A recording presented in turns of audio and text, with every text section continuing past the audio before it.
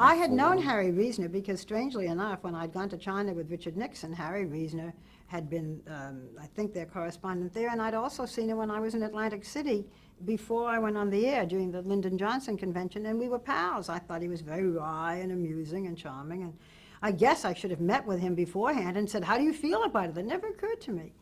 And he never disliked me personally. Years later, after he'd gone back to CBS, he wrote a book, he wrote an autobiography. And I did the interview with him for the Today Show, and he said, I never disliked you personally. But he didn't want a partner. He was unhappy at ABC, and he was saddled with this woman, and he would go every night across the street before the show and have, I guess, a couple of beers with the guys. It was, it's an all-male club, and they would all sit and talk, about how terrible I was. And the only way that I sort of got through was that I liked the Yankees. I used to go to the Yankee games.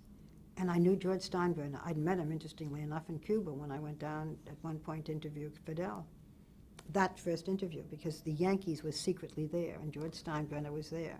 First time I'd ever heard of George Steinbrenner. And I put a microphone under him. What are you doing here? You can imagine how thrilled he was. But we became friends. And so Steinbrenner used to say, this is, watch this, or we're going to do that. So I would come in with all of this stuff about the Yankees, and at least the stagehands would talk to me. And I would make bets with Harry, and sometimes I would win. That was the only kind of communication we had. Otherwise, the studio was cold, and I was frozen out. But Harry wasn't mean.